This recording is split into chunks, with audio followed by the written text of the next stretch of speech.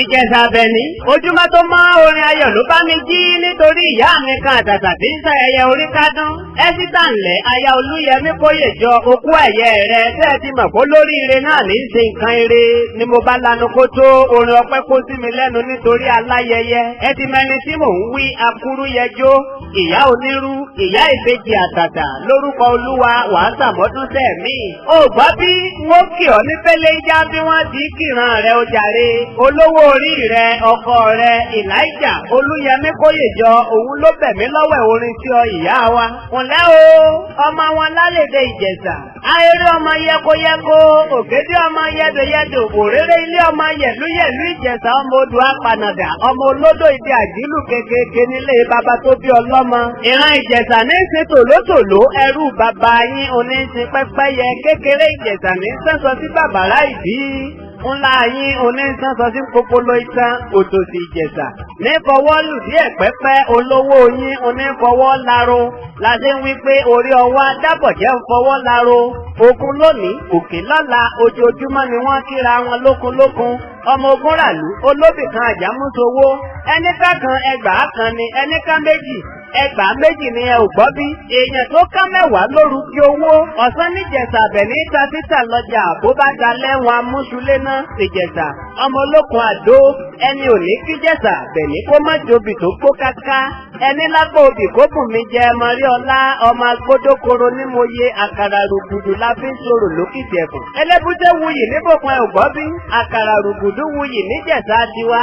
àkàrà Ìjẹ̀ṣà bí ò lépo níyọ̀ wọn agbóná nínú làǹtìlanti Ìjẹ̀ṣà bímọ lónìí ẹ̀gbọ́ kí ni wọ́n fi ń sọ̀rọ̀ lálẹ́dẹ̀ Ìjẹ̀ṣà bó dọjọ́ ìkẹfà wọn ayínrinwó ataare sínú abọ́ ọlọ́mọ rí wọn asẹ́bì tí ọgọ́fà ọ̀nà bí lágbájá wọlé kí wọn ní ó bọ́lé ó má taare ó móbìjẹ́ kó tó mọ̀ lọ bí tàmẹ̀dó wọlé wọn ní ó wọlé kó má taare kó sì móbìjẹ́ kó tó mọ̀ lọ ìjọ tẹ́ ẹ bá kábì ẹkùn mi jẹ́ ọmọ onígbàngudu idẹ ọmọ ọlọ́gọ́fà òbí ọmọ olóbì wọ́wọ́ ń tiri wọ́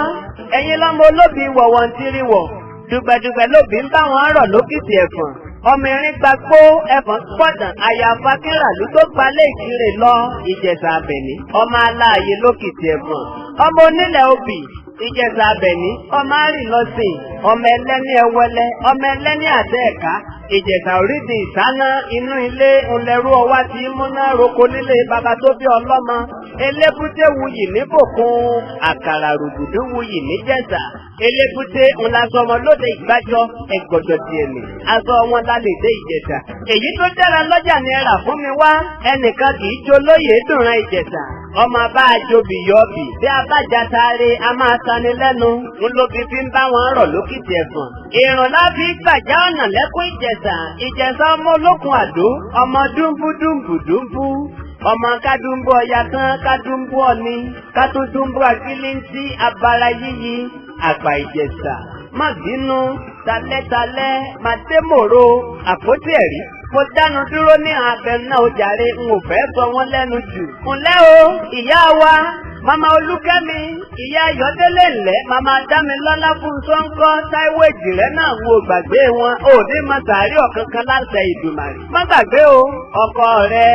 olówó orí rẹ Ìláìjà Olúyẹmí Kóyèjọ òun ló ní mọ́ kí ọ bẹ́ẹ̀. Bó o ti ń sọdún èyí lórúkọ Olúwa àsọdúnmọ́dún oníṣàwọ̀ àsọdúnmọ́dún ò ní lò yókù ayé rẹ nínú ìbànújẹ́ láṣẹ Ìdùmarè. Bó o ti ń sọdún èyí wá gbọ́ gbogbo ọmọ àtọmọ ọmọ náà rán mi sí ọ wọ́n ní pé grandma happy birthday to you ó jàre bó o bá lọ gba ọdún láyé èmi péré ni kó o fi ṣe àpótí ẹ̀rí Olódùmarè ló ń wí pé happy birthday màmá wa Ẹ́dítà Àbẹ̀kẹ́ ọmọ Bello aya Olúyẹmí Kóyèjọ ẹ jáde lọ rè wípáyé kó dára ká máa ka iye ọjọ́ wa ìgbà yìí la lè mọ̀ bá a ṣe dúpẹ́ lọ́wọ́ Olódù ọmọ rè. Congratulations on your birthday today.